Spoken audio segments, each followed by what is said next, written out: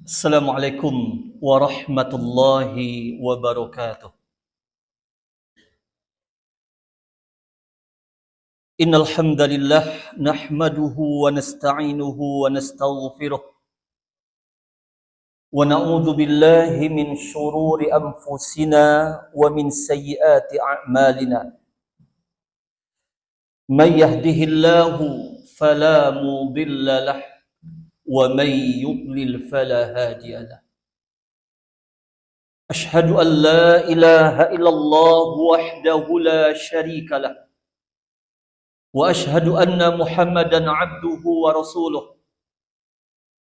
يا أيها الذين آمنوا اتقوا الله حق تقاته ولا تموتن إلا وأنتم مسلمون يا أيها الناس اتقوا ربكم الذي خلقكم من نفس واحدة وخلق منها زوجها وبث منهما رجالا كثيرا ونساء واتقوا الله الذي تساءلون به والأرحام إن الله كان عليكم رقيبا يا أيها الذين آمنوا اتقوا الله وقولوا قولا سديدا يصلح لكم أعمالكم ويغفر لكم ذنوبكم ومن يطع الله ورسوله فقد فاز فوزا عظيما أما بعد فإن أصدق الحديث كتاب الله وأحسن الهدى هدى محمد صلى الله عليه وسلم وشر الأمور محدثاتها فإن كل محدثة بدعة وكل بدعة ضلالة وكل ضلالة في النار. Ma'asyiral muslimin, para ikhwah, Bapak Ibu yang semoga senantiasa dirahmati dan dimuliakan oleh Allah tabaraka wa taala. Barakallahu fikum wa yahdikumullahu jami'an. Segala puji bagi Allah tabaraka wa taala yang telah menganugerahkan untuk kita sebaik-baik kenikmatan dan sebesar-besar karunia. Itulah kenikmatan Islam, kenikmatan iman, dan kenikmatan yakni mempelajari sunnah Nabi sallallahu alaihi wasallam, mempelajari Al-Quran dan hadis-hadis Nabi sallallahu alaihi wasallam. Karena di antara kebaikan yang Allah berikan kepada seorang hamba, bahkan termasuk sebesar-besar kebaikan, yakni Allah berikan kepada seseorang ilmu yang bermanfaat, yakni ilmu yang bersumber dari Al-Quran dan As-Sunnah dengan pemahaman yang benar, yakni pemahaman salaful ummah. Kemudian segala puji bagi Allah tabaraka wa ta'ala yang masih senantiasa mencurahkan taufik dan hidayahnya untuk kita semua, dan yang masih senantiasa menjadikan di dalam qalbu kita yakni kecintaan untuk menghadiri majlisnya ilmu. Dan semoga Allah tabaraka wa ta'ala memberikan kepada kita ilmu yang bermanfaat untuk dunia dan akhirat kita. Berikutnya salawat dan salam semoga senantiasa tercurahkan selalu untuk Nabi kita yang mulia Muhammad sallallahu alaihi wasallam. Allahumma salli wa sallim ala nabiyina Muhammad wa ala alihi wa ashabihi wa ala man sara ala nahjihi wa tamassaka bi sunnatihi ila yaumiddin.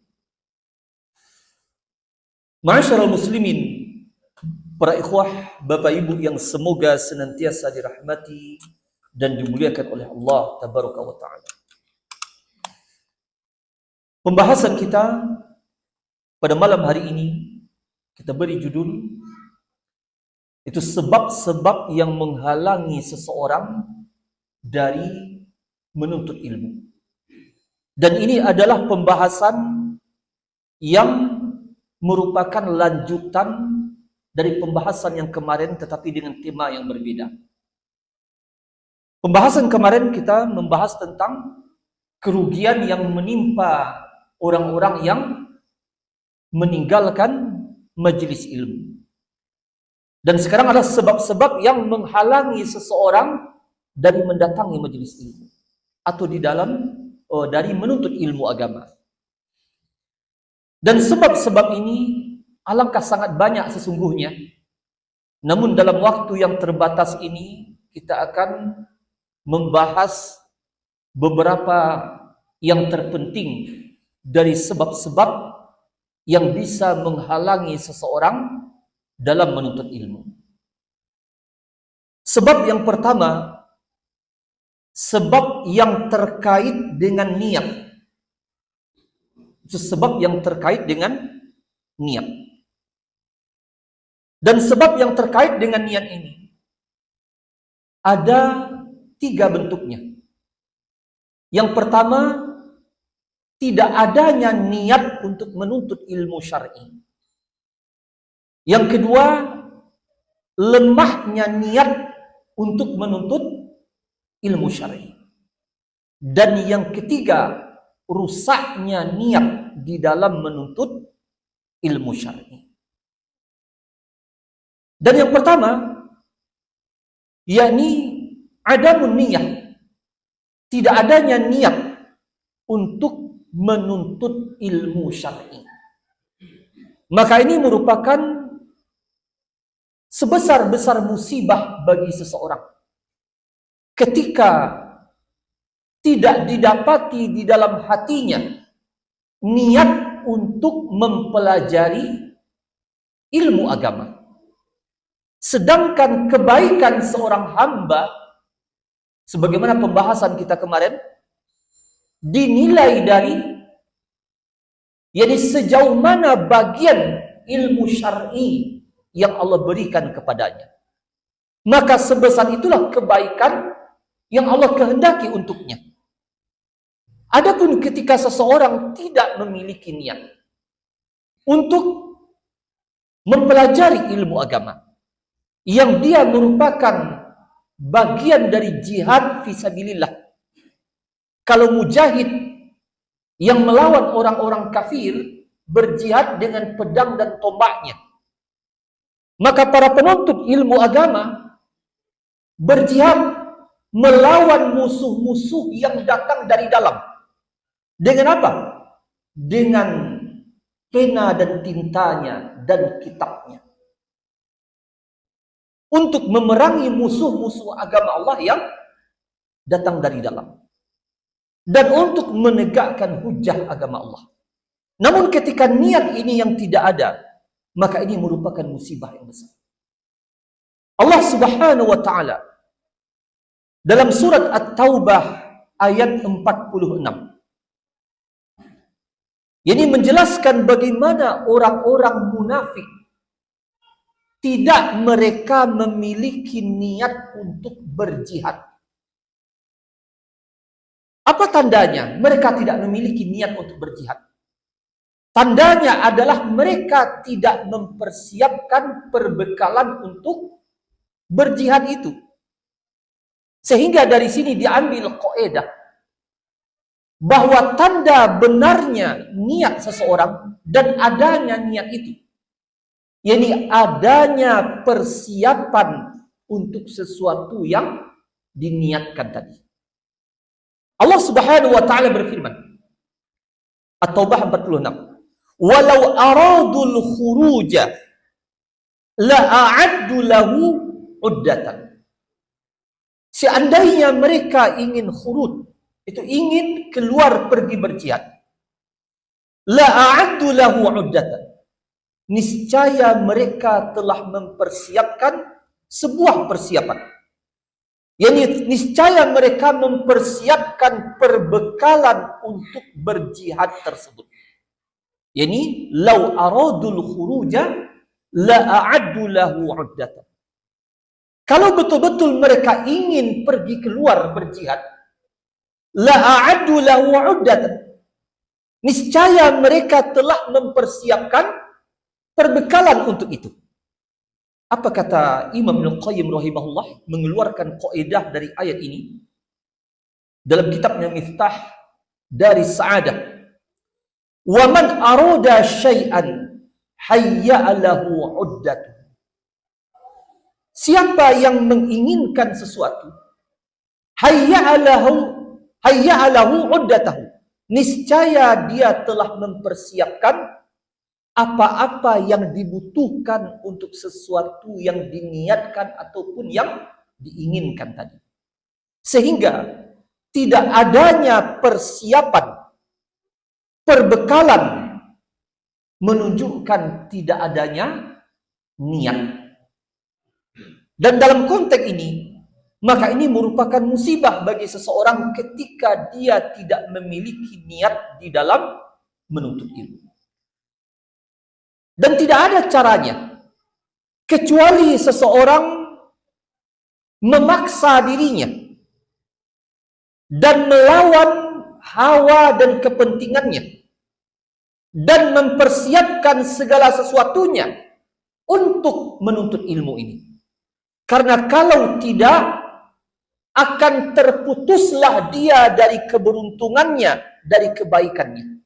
Dan tidak dia akan memperoleh, yakni apa yang Allah janjikan berupa keberuntungan dan kebaikan. Kenapa? Karena jalan yang menyampaikan dia kepada kebaikan terputus. Bagaimana terputusnya? Dengan tidak adanya niat. Dan tidak adanya niat ini tidak bisa diatasi kecuali dengan melawan kepentingan hawa yang memutus niat kebaikan tadi.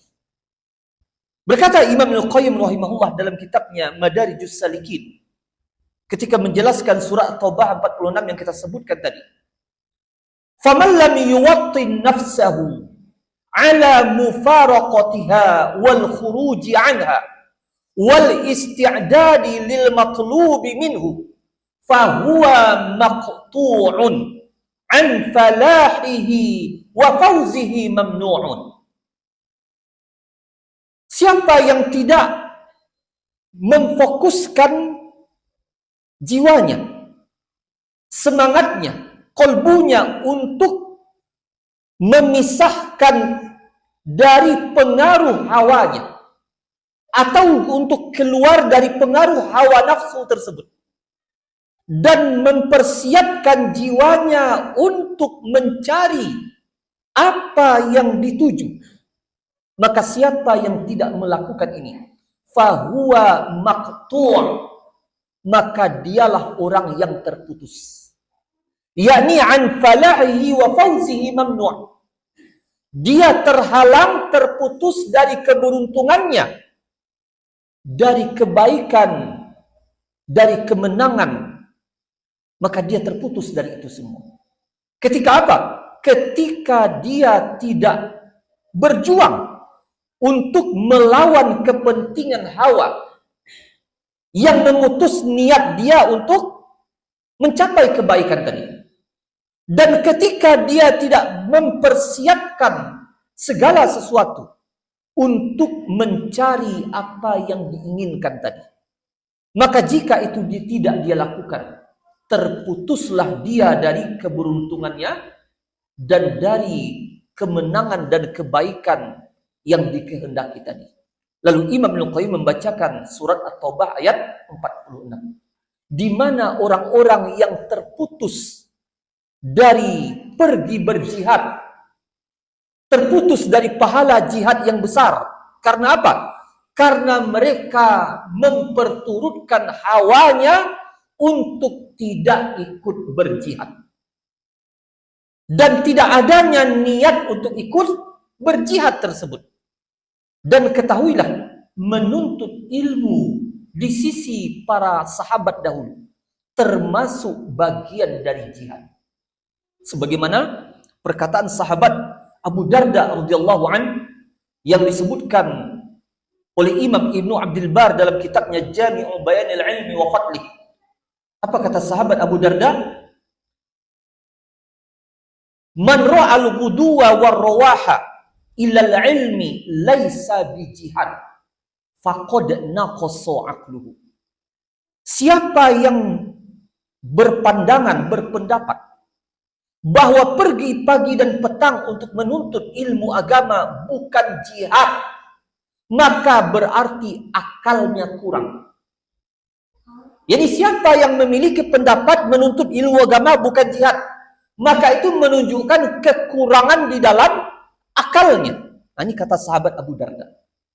Dan ini menunjukkan apa? Bahwa di sisi para sahabat menuntut ilmu itu adalah jihad. Dan tidak adanya niat untuk berjihad sama dengan apa yang disebutkan dalam surat At-Taubah ayat 46.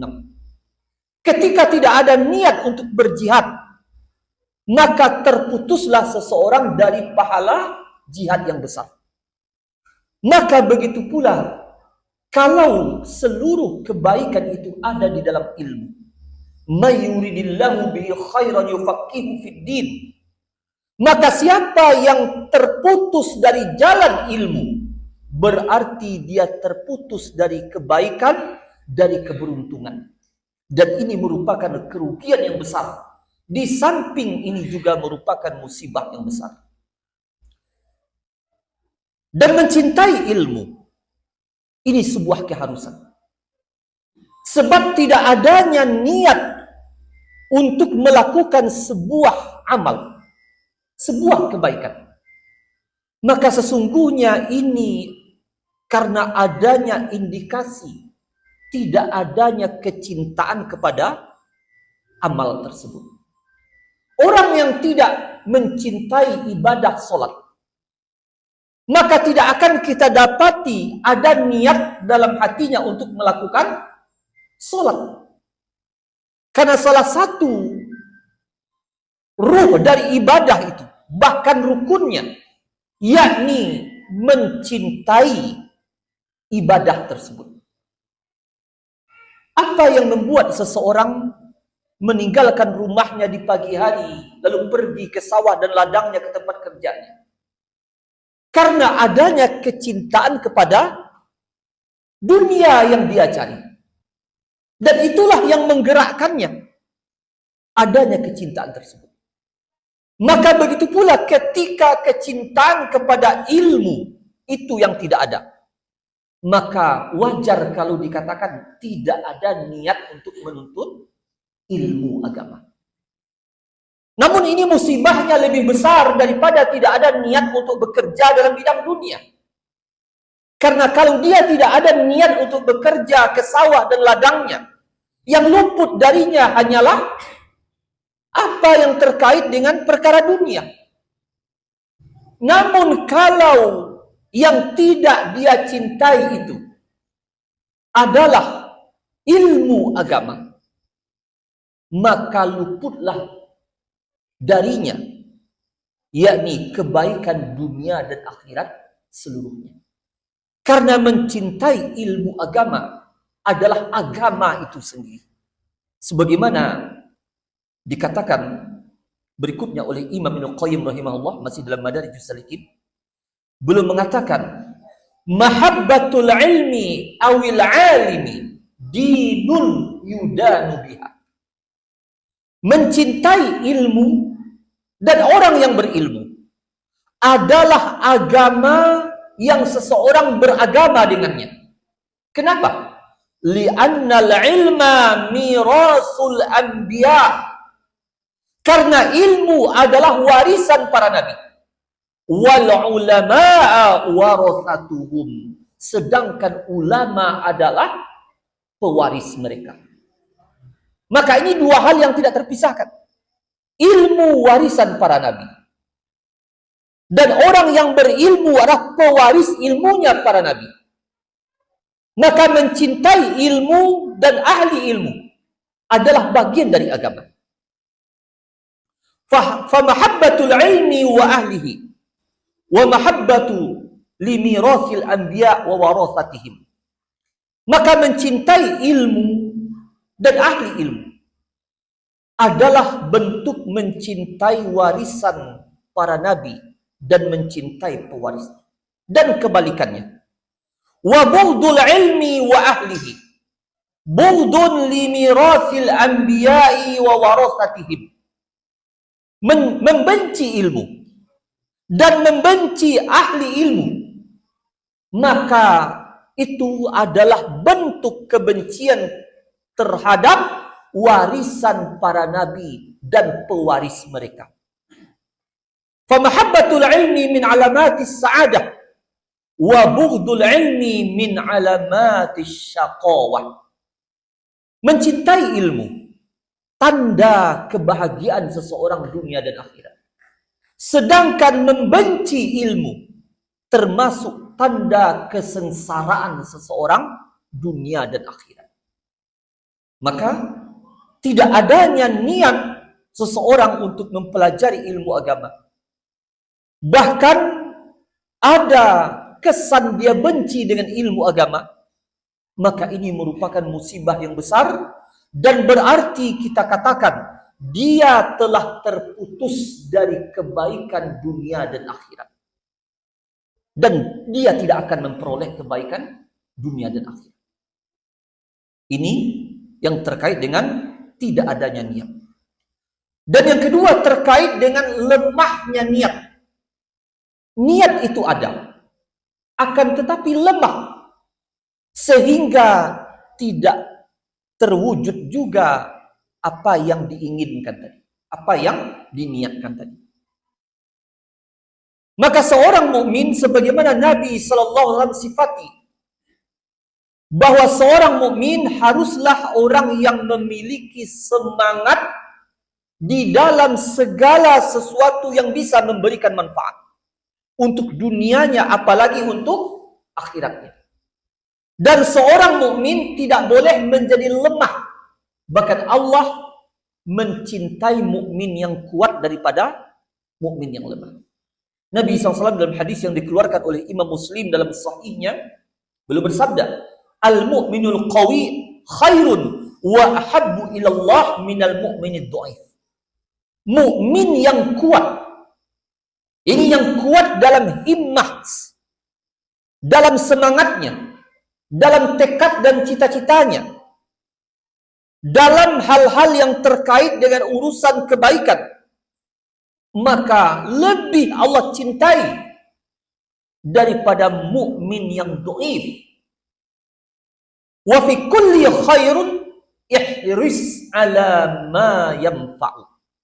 Dan Nabi mengatakan, dan dalam setiap kebaikan maka hendaklah bersemangat untuk mencapai apa saja yang bermanfaat bagi engkau. Ini perintah yang pertama, bersemangat. Dan semangat itu baru dia akan terwujud dengan izin Allah kalau semangat dan tekad tadi diikuti dengan apa? Wasta'in billah, minta tolong kepada Allah. Dan yang ketiga, wala ta'jiz, jangan lemah. Maka hadis ini disebutkan oleh para ulama adalah hadis yang menjelaskan kunci-kunci kebaikan dunia seluruhnya dan akhirat ada di dalam hadis ini. Kunci-kunci kebaikan dunia dan akhirat seluruhnya ada di dalam hadis ini. Terhimpun dalam 3 kata. Ihris ala ma yanfa'uk wasta'in billah wala ta'jiz. Ini dia. Bersemangatlah untuk mencapai apa saja yang bermanfaat bagi engkau. Dan tentu saja sebesar-besar perkara yang membawa manfaat adalah ilmu syar'i. Wasta'in billah, dan mintalah pertolongan kepada Allah. Itu semangat yang dimiliki tadi, mintalah pertolongan kepada Allah agar bisa terwujud manfaat yang diinginkan tadi. Wala ta'jiz, jangan engkau lemah. Jangan sampai ada was-was, syubhat yang menghalangi ataupun yang memutus niat seseorang dari kebaikan yang ingin dicapai. Dan ini merupakan idealnya seorang mukmin sebagaimana disebutkan dalam hadis.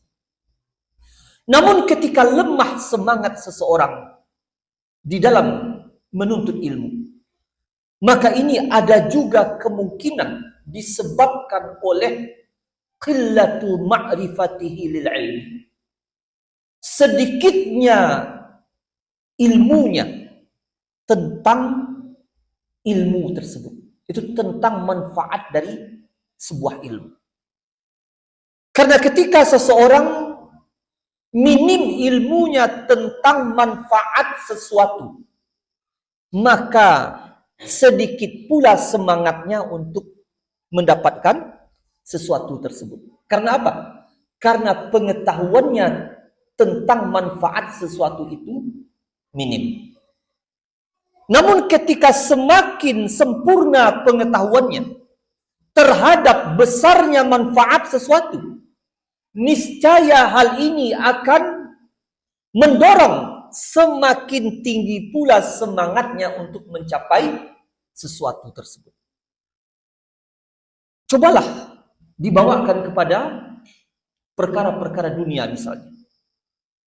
Seseorang yang sedikit pengetahuannya tentang manfaat harta, emas dan perak misalnya, maka sedikit pula semangatnya di dalam mendapatkan emas dan perak itu. Karena dia hanya tahu emas dan perak itu untuk beli tembakau. Itu ceritanya kalau orang-orang suku pedalaman dahulu. Tidak tahu nilai emas dan perak kecuali untuk beli tembakau. Namun ketika dia tahu ternyata manfaatnya besar, bisa beli ini dan itu, bisa ke sana dan ke sini dengan nilai emas dan perak itu, maka ketika itu dia kerahkanlah usaha untuk mencarinya. Bahkan lihatlah apa dilakukan oleh manusia. Saking dia mengenal besarnya manfaat dari emas dan perak tadi, maka dia belilah alat-alat berat, dia keruklah bumi, dan dia lakukan itu berhari-hari, berbulan-bulan. Demi apa? Demi butiran-butiran emas yang mengendap di dalam tanah yang dia harapkan. Kenapa dia berusaha seperti itu? Karena dia mengenal tentang nilai emas tersebut. Maka lemahnya semangat seseorang di dalam menuntut ilmu agama, maka diantaranya disebabkan minimnya ilmunya tentang keagungan ilmu agama ini dan besarnya manfaat ilmu agama ini. Sebagaimana orang-orang munafik, lemah semangatnya di dalam menghadiri sholat isya dan subuh berjamaah. Karena apa? Karena tidak adanya keyakinan dan ilmu dan keimanan terhadap pahala yang terkandung di dalam sholat isya dan subuh berjamaah. Makanya Nabi SAW menyebutkan bahwa athqalus sholati alal munafikin sholatul isya wa sholatul fajr. Sholat yang paling berat bagi orang munafik adalah sholat apa? Sholat isya dan sholat subuh berjamaah. Bahkan Nabi katakan, lau ya'lamuna ma fihima, seandainya mereka mengetahui, yakni keberuntungan pahala yang besar yang ada dalam dua solat itu, la atauhuma walau kana habwa, niscaya dia akan datang ke masjid walaupun dengan merangkak. Seandainya apa? Seandainya mereka berilmu tentang nilai pahala yang terkandung di dalamnya. Namun disinilah jauhnya kita dari para salaf. Apa yang membuat sahabat Jabir bin Abdullah radhiyallahu anhu, sebagaimana kisahnya seringkali kita sebutkan, disebutkan oleh Imam Bukhari di dalam Al-Adabul Mufrad. Sahabat Jabir bin Abdullah meninggalkan kota Madinah, membeli seekor onta, melengkapi perbekalan, lalu pergi menempuh padang pasir menuju negeri Syam. 1 bulan perjalanan. Untuk apa? Untuk mencari satu hadis Nabi Sallallahu Alaihi Wasallam yang telah dibawa oleh seorang sahabat yang bernama Abdullah bin Unais Al-Ansari ke negeri Syam. Maka cobalah ini direnungkan. Apa yang membuat seorang sahabat Jabir bin Abdillah melakukan itu? Meninggalkan Madinah, kota terbaik, negeri terbaik, lalu membeli seekor onta yang harganya seharga kendaraan kita hari ini, melengkapi perbekalan, menempuh padang pasir, menanggung hujan dan panas dan berbagai macam risiko yang lainnya, kehabisan bekal, perampok, bencana alam dan seterusnya. Bukan sehari dua hari, bukan 1 jam 2 jam, akan tetapi 1 bulan perjalanan. Karena ilmu beliau tentang nilai ilmu agama, nilai hadis Nabi Sallallahu Alaihi Wasallam. Kemudian yang ketiga, setelah lemahnya niat, yang menghalangi seseorang dari ilmu agama adalah fasadun niyah, rusaknya niat. Jadi rusaknya niat seseorang di dalam menuntut ilmu agama. Sedangkan kebaikan yang akan diperoleh dari sesuatu sangat bergantung dengan kesohihan niat yang di atasnya lah terbangun sebuah amal tersebut. Apa kata Imam Al-Qayyim rahimahullah dalam kitab beliau I'lamul Muwaqqi'in? Fa'anna niyatu fahiya ra'sul amri wa 'amuduhu wa asasuhu wa asluhu. Adapun niat, maka niat adalah pokok dari sebuah perkara, tiangnya, azasnya dan pondasinya, alladzi 'alaihi yubna, yang di atas niat itulah dibangun sebuah amal. Fa innaha ruhul amal wa qaiduhu wa sa'iquhu. Maka niat itu adalah ruhnya amal. Niat itulah yang mengendalikan, itu yang mengendalikan jasmani seseorang, zohir seseorang, anggota badan seseorang untuk melakukan sebuah amal. Yang mengendalikannya adalah niat. Ibarat apa? Mobil, maka sopir tadi sebagai pengendalinya. Yang dia bawa mobil itu bisa berjalan ke kiri ataupun ke kanan.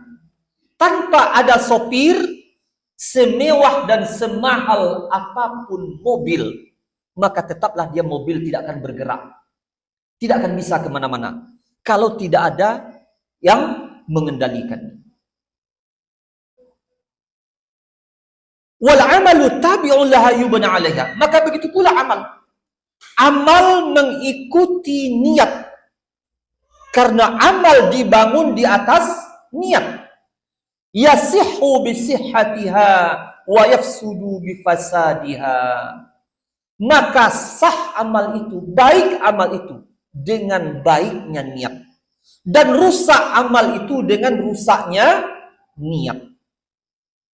Maka dalam konteks ini, rusaknya niat di dalam menuntut ilmu bisa menjadi sebab yang menghalangi seseorang dari ilmu itu sendiri.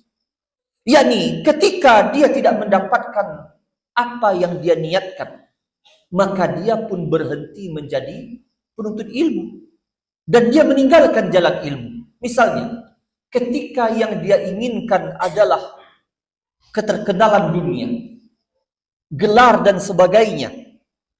Namun ketika ada suatu penghalang, tidak berhasil dia mencapai apa yang dia inginkan tadi, maka dia pun meninggalkan jalan ilmu dan berhenti menjadi penuntut ilmu. Padahal seorang mukmin tetap wajib menuntut ilmu, baik gelar itu dia capai atau tidak dia capai, baik tujuan dunianya terwujud ataupun tidak terwujud, maka tetap menuntut ilmu tidak boleh ditinggalkan. Maka orang yang lurus niatnya tidak berpengaruh kepadanya itu dalam usahanya menuntut ilmu tercapai atau tidak tercapainya tujuan dunia yang dia inginkan. Karena pondasinya adalah dibangun di atas ikhlas. Maka peran niat yang benar sangat penting di dalam menuntut ilmu. Karena niat adalah ruhnya amal, bahkan itu adalah intinya amal. Dan kata Imam Al-Qayyim berikutnya, "Fanniyatu ruhul amali wa lubbuhu wa qiwamuhu wa huwa tabi'un laha yasihu bi sihhatiha wa yafsudu bi fasadiha." Wan Nabi sallallahu alaihi wasallam qad qala kalimataini kafata wa syafata tahtahuma kunuzul ilmi wa huma qauluhu innamal a'malu binniyat wa innamal likulli imri'in ma nawa. Maka niat adalah ruhnya amal, intinya amal. Dan penopang yang menegakkan amal tersebut adalah niat. Maka amal mengikut kepada niat. Sahnya amal dengan sahnya niat, rusaknya amal dengan rusaknya niat.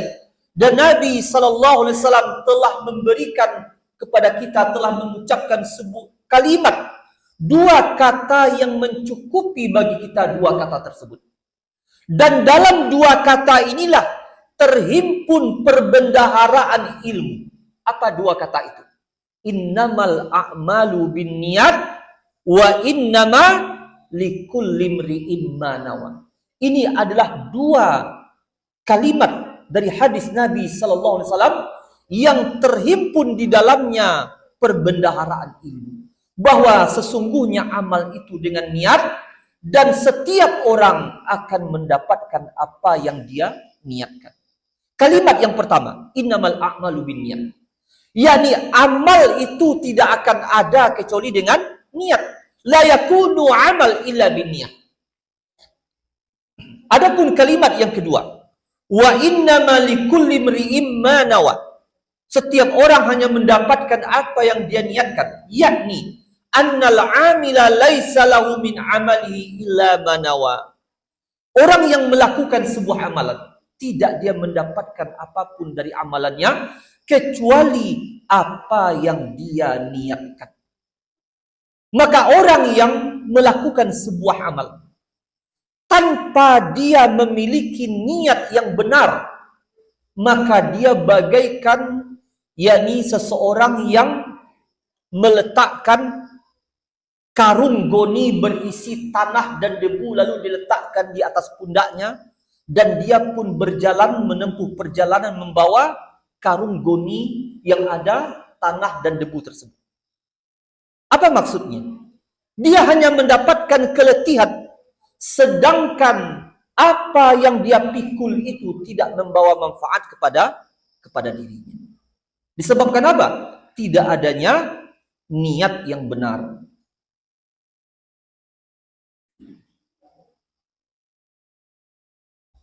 Kemudian kita tambahkan, di antara penghalang berikutnya yang menghalangi seseorang dari menuntut ilmu agama, yakni al-ujub wal kibru. Itu ujub dan kesombongan. Allah Subhanahu wa taala dalam surat Al-A'raf 146, Allah taala berfirman, "Sa'asrifu an ayati alladziina yatakabbaruna fil ard bighairil haqq." Allah taala mengatakan, sungguh akan aku palingkan dari ayat-ayatku. Sungguh akan aku palingkan dari ayat-ayatku. Siapa itu? Alladziina yatakabbaruna fil ardi bighairil haqq. Orang-orang yang menyombongkan diri di muka bumi tanpa hak. Dan ayat ini, ayat yang menunjukkan bahwa di antara penghalang seseorang di dalam mendapatkan ilmu, memahami ilmu, adalah karena adanya kesombongan. Dan Allah sendiri yang menghalangi dia dari mendapatkan ilmu itu. Sebagaimana Allah Ta'ala katakan dalam ayat ini, Sa'asrifu an ayati. Aku palingkan dari ayat-ayatku. Alladzina yatakabbaruna fil ard. Yaitu orang-orang yang menyombongkan diri di muka bumi. Kata Imam Ibnu Katsir, Sa'anna'u fahmal hujjati wal adillati dallati ala azamati wa syari'ati wa akami qulubal mutakabbirin an ta'ati. Akan aku halangi dari memahami dalil, dari memahami hujjah, yaitu orang-orang yang ada dalam hatinya kesombongan, tidak mau mentaati aku, maka Allah halangi dari memahami dalil-dalil yang terkait dengan keagungan Allah, syariat Allah, dan hukum-hukum agama Allah. Maka ini merupakan hukuman bagi apa? Hukuman bagi orang yang menyombongkan diri dari mentaati Allah, maka Allah palingkan dia dan Allah halangi dia dari ilmu. Kemudian sebab yang lain berikutnya, at-tafritu fi hilaqil ilm, fi huduri hilaqil ilmi, yakni meremehkan usaha menghadiri majlis ilmu. Meremehkan usaha menghadiri majlis ilmu. Maka ketika seseorang meremehkan usaha menghadiri, mendatangi majlis ilmu, maka ini termasuk penghalang dia dari kebaikan. Bahkan terhalang dia dari kebaikan dunia dan akhirat. Sebagaimana perkataan Imam Hasan Al-Basri disebutkan dalam kitab Rawdatul Uqala. Apa kata Imam Hasan Al-Basri? La ayyat ta'allama ar-rajulu baban minal ilmi faya'budu bihi rabbahu fahuwa khairul lahu min allau kanatid dunya min awwaliha ila akhiriha lahu fawadu'aha fil akhirah. Sungguh seseorang yang mempelajari satu bab dari ilmu, lalu dia beribadah kepada Allah dengan ilmu tersebut, maka itu lebih baik baginya daripada dunia ini awal sampai akhirnya diberikan kepadanya, lalu diletakkan di negeri akhirat. Maka satu bab dari ilmu yang dia pelajari, yang dengan itu dia mengibadati Allah, maka di akhirat akan dia ketahui itu lebih baik daripada seluruh dunia dari awal sampai akhir yang diberikan kepadanya. Kalau kita katakan apa yang diangan-angankan oleh orang-orang yang ada di dunia ini, mulai dari awalin sampai akhirin, diberikan kepada seseorang, maka dia tidak lebih baik. Bahkan mungkin dia bukan termasuk orang yang beruntung kalau dia tidak berada di jalan ilmu. Sedangkan orang yang mempelajari satu bab dari ilmu, maka dia mendapatkan kebaikan lebih dari dunia seisinya. Namun menghargai dan menilai seperti ini yang susah. Meyakini seperti ini yang sulit, bahwa mendapatkan satu bab dari ilmu lebih berharga daripada nilai harta dunia seisinya. Ini yang susah bagi kita untuk meyakininya. Karena kalaulah betul-betul kita meyakininya sebagaimana yang disebutkan oleh Imam Hasan Al-Basri, niscaya baru kita paham bahwa para salaf terdahulu mengorbankan dunia mereka untuk ilmu. Tapi sekarang apa? Kita mengorbankan ilmu untuk dunia. Barulah kita paham kenapa Imam Malik, orang tuanya, membongkar atap, yakni kayu-kayu untuk meletakkan loteng rumahnya. Dijual untuk apa? Untuk biaya menuntut ilmu. Dan barulah kita paham kenapa ibunda Imam Syafi'i menjual tanahnya untuk apa? Untuk menuntut ilmu anaknya. Dari sinilah kita paham bahwa para salaf mengorbankan dunia untuk ilmu ketika hakikat ini ada dalam kolbu mereka. Sedangkan kita ketika hakikat ini tidak ada dalam kolbu kita, kita pun mengorbankan waktu untuk mendatangi majelis ilmu demi dunia. Padahal kata Imam Hasan Al-Basri, seseorang yang mempelajari satu bab dari ilmu, lalu dia beribadah kepada Allah dengan satu ilmu yang dia pelajari tadi, maka lebih baik daripada dunia seisinya ini dari awal sampai akhirnya diberikan kepadanya. Berkata Syekh Shalih Al-Fauzan hafizallahu ta'ala, la yajuzu lil insani an yatasahala fi huduri majalis al-ilmi was-sa'ya ilaiha li'annahu qad yastafidu fa'idatan takunu sababan lidukhulihi al-jannah. Tidak boleh seseorang menganggap remeh menghadiri majelis ilmu dan berjalan untuk menempuh majelis ilmu itu. Tidak boleh ini dianggap remeh. Li'annahu qad yastafidu faidatan. Karena boleh jadi ketika dia mendatangi majelis ilmu tadi, dia mendapatkan satu faedah, satu ilmu, takunu sababan lidukhulihil jannah. Ternyata yang satu itu merupakan sebab yang dengannya Allah masukkan dia ke dalam surga.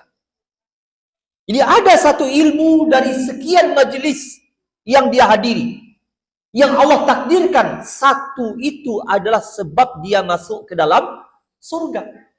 Sebagaimana di dalam amal, dari sekian banyak jenis amalan manusia yang dia lakukan dalam kehidupannya, tapi Allah menetapkan dalam takdirnya ada satu yang dianggap remeh oleh banyak orang, akan tetapi itu menjadi sebab dia masuk ke dalam surga. Ternyata yang memasukkannya ke dalam surga bukan solat dan puasa sunatnya. Apa? Sebuah kaca, sebuah duri yang ada di jalanan, lalu dia singkirkan. Sebagaimana hadis yang dikeluarkan oleh Imam Muslim, Nabi mengatakan, "Ru'aitu rajulan yataqallabu fil jannah fi syajaratin qata'aha an zahri tariq kanat tu'dil muslimin."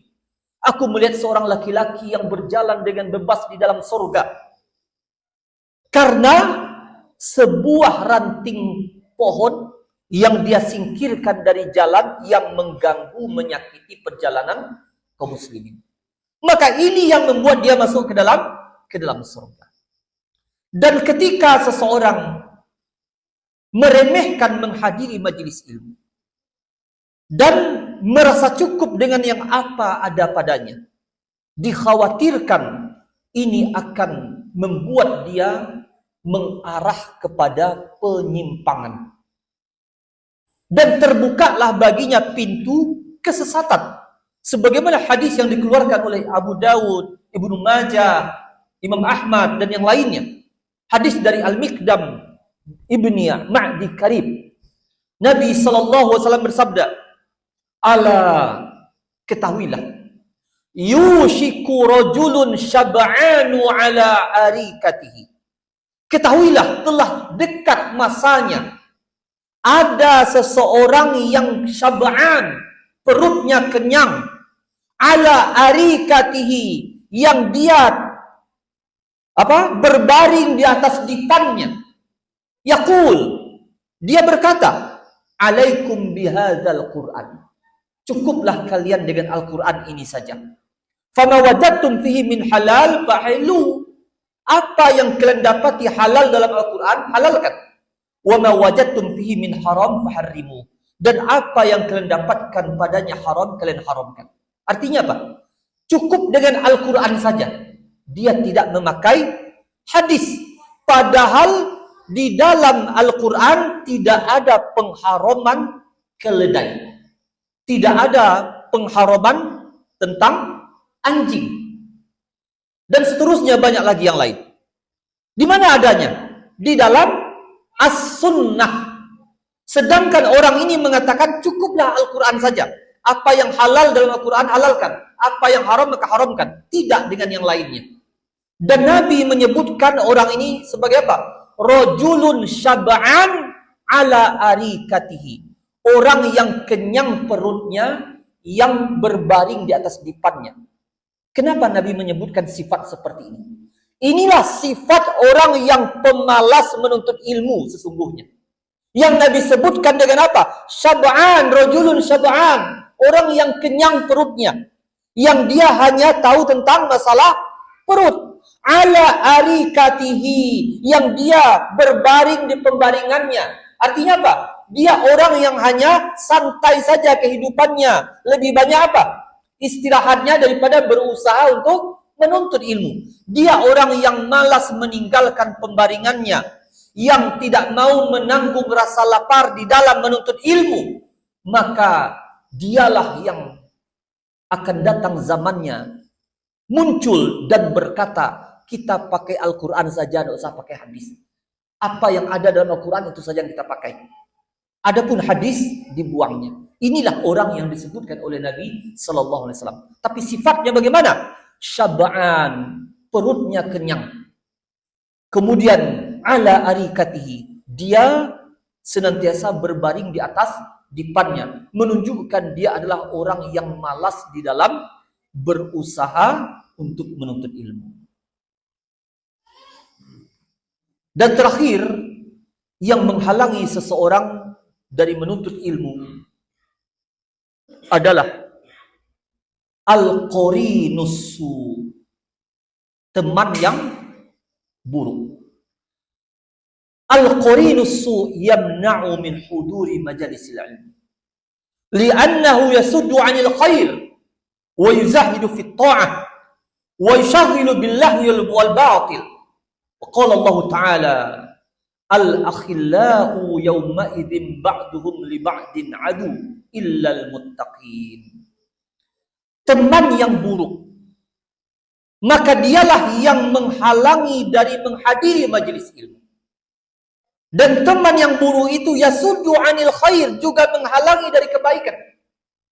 Wa yuzahidu fit ta'ah, dan dia berzuhud dalam ketaatan. Maksudnya apa? Menjauh dari ketaatan dan menyibukkan diri dengan hal yang sia-sia dan perkara yang batil. Dan inilah yang dimaksud dalam firman Allah Ta'ala surat Az-Zukhruf ayat 67. Allah Ta'ala berfirman, al-akhilla, yakni orang-orang yang di dunia mereka saling berteman. Yauma idzin, pada hari itu, ba'duhum li ba'din adu, sebagian mereka adalah musuh bagi sebagian yang lain. Illal muttaqin, kecuali orang yang bertakwa. Kenapa dalam ayat ini dikatakan al-akhillah? Ini orang-orang yang saling berteman itu di dunia, di akhirat ternyata ba'duhum li ba'din adu. Di akhirat mereka menjadi musuh sebagian yang lain. Karena ternyata temannya itu menghalangi dia dari kebaikan. Dan kebaikan yang besar ada di dalam ilmu. Jadi di hari kiamat nanti, sebagaimana disebutkan dalam tafsir Abdul Razzaq, orang yang berteman dengan teman yang buruk ini, ketika diberitakan tentang neraka kepadanya di hari kiamat nanti, maka dia berkata, Allahumma inna khalili fulanan kana ya'muruni bima'siyatika wa ma'siyati rasulika wa ya'muruni bisyarr wa yadhani 'anil khair. Ya Allah, sesungguhnya si fulan temanku ini, dia memerintahkan aku untuk mendurhakaimu dan mendurhakai Rasulmu, memerintahkan aku dengan keburukan dan melarangku dari kebaikan. Maka ini sebabnya akhirnya di akhirat mereka menjadi musuh, walaupun di dunia mereka adalah teman. Maka ketika teman itu menghalangi dari menuntut ilmu agama, maka sesungguhnya inilah qarinus su', teman yang buruk. Karena dia menghalangi kita dari kebenaran, dari hidayah. Dan dia mirip dengan syaitan, bahkan dia adalah salah satu di antara tentaranya syaitan. Karena tidaklah syaitan kecuali tujuannya untuk apa? Menghalangi niat seseorang untuk melakukan kebaikan. Yang kedua, kalau seseorang itu telah melakukan kebaikan, maka syaitan menghentikan orang itu di tengah jalan agar kebaikan itu tidak berlanjut. Ini dua tujuan syaitan di dalam menjerumuskan manusia. Tujuan terbesarnya ada pada dua ini. Yang pertama apa? Menghalangi agar tidak jadi dilakukan kebaikan itu ketika niat itu ada. Termasuk tidak memunculkan niat itu. Kemudian yang kedua, apabila seseorang telah menjalani kebaikan itu, maka syaitan berusaha menghentikannya agar berhenti kebaikan tersebut. Dan di antara wasilahnya adalah qarinusu, teman yang buruk. Makanya Nabi SAW bersabda dalam hadis yang dikeluarkan oleh Imam Abu Daud At-Tirmizi, al-mar'u ala dini khalilih falyanzur ahadukum man yukhalil. Seseorang itu agamanya berada di atas agama temannya. Maka hendaklah dia melihat siapa yang dia jadikan teman. Kalau temannya adalah orang yang meremehkan majelis ilmu atau yang tidak memiliki niat untuk mempelajari ilmu agama, maka dia akan terpengaruh olehnya. Sebagaimana perkataan sebagian salaf yang mengatakan, kullu qarinin bi qarinihi yaqtadi wa minhu yaktabisu wa bihi yata'atharu. Setiap teman maka akan mengikuti temannya. Setiap orang akan mengikuti temannya dan dia akan memetik sesuatu dari temannya itu, yang baik atau yang buruk, dan dia akan terpengaruh dengan temannya itu, baik ataupun yang buruk. Karena itu wajib bagi kita untuk memperhatikan siapa yang kita jadikan teman. Karena syaitan, iblis dan pasukannya di antara yang paling mereka inginkan dari kaum muslimin ini, dan itulah kalau tercapai, banyaklah perkara-perkara yang lain yang berhasil, yang menjadi misi mereka. Kalau yang ini tercapai, apa itu? Yakni meninggalkan majelis ilmu. Bukankah seluruh bentuk kebatilan yang tersebar di tengah kaum muslimin ini, kalau kita simpulkan, bersumber kepada satu perkara, tidak adanya ilmu tentang agama Allah. Makanya orang yang paling diinginkan oleh syaitan untuk segera lenyap dari permukaan bumi ini siapa? Orang yang menyebarkan ilmunya, yang memadamkan syubhat iblis dengan ilmunya.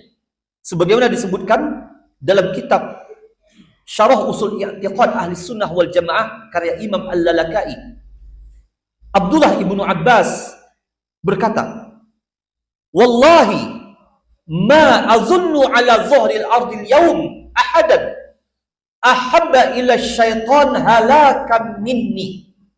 Demi Allah, kata Ibnu Abbas, saya tidak menyangka, tidak meyakini bahwa ada seseorang di permukaan bumi hari ini yang lebih diinginkan oleh syaitan kebinasaannya selain daripada saya. Artinya apa? Ibnu Abbas ingin mengatakan, demi Allah, bahwa di permukaan bumi ini, orang yang paling diinginkan kebinasaannya oleh syaitan adalah saya. Lalu orang bertanya kepada Ibnu Abbas, kaifa? Bagaimana bisa seperti itu? Itu bagaimana engkau adalah orang yang paling diinginkan oleh syaitan kebinasaannya? Maka Ibnu Abbas menjawab, innahu la yuhdithul bid'ata fi masyrikin aw maghrib fayahmiluha ar-rajulu ilayya fa idzan tahat ilayya qama'tuha bis sunnah fa turaddu alaihi. Sungguh, kata Ibnu Abbas, telah diada-adakan bid'ah di timur dan di barat bumi. Lalu ada seseorang yang membawakan kebid'ahan itu kepada saya. Maka ketika kebid'ahan itu berhenti di hadapan saya padamkan bid'ah itu dengan sunnah. Maka terbantahkanlah kebid'ahan orang tadi. Ini yang menjadi sebab Ibnu Abbas diinginkan kebinasaannya oleh syaitan. Kenapa? Karena telah bersusah payah syaitan menyebarkan bid'ah dari timur dan barat bumi. Tersebar sampailah kepada Ibnu Abbas. Maka dibungkamlah bid'ah itu, dipadamkan dengan ilmu yang ada padanya. Itu dengan sunnah. Maka syaitan pun menjadi marah sekali. Karena dia telah bersusah payah menyebarkan kebatilan. Ternyata padam di hadapan Ibnu Abbas radhiyallahu anhu. Ini menunjukkan apa? Keutamaan ilmu dan ahli ilmu. Karena itu, hendaklah kita berusaha untuk menyingkirkan penghalang-penghalang yang sesungguhnya sangat banyak sekali yang terkait dengan apa yang menghalangi dari menuntut ilmu. Karena ketika seseorang tidak berusaha untuk menyingkirkan penghalang tersebut, maka tetaplah dia selamanya di dalam kebodohan, bahkan sedikit demi sedikit dia berangsur akan jatuh ke dalam kesesatan. Baik para ikhwah Bapak Ibu yang semoga senantiasa dirahmati dan dimuliakan oleh Allah Tabaraka wa Ta'ala, kita cukupkan. Semoga bermanfaat bagi kita semua. Wassallallahu ala nabiyyina Muhammad wa ala alihi washabbihi wasallam. Subhanakallahumma wa bihamdika asyhadu an la ilaha illa anta astaghfiruka wa atubu ilaik. Assalamualaikum warahmatullahi wabarakatuh.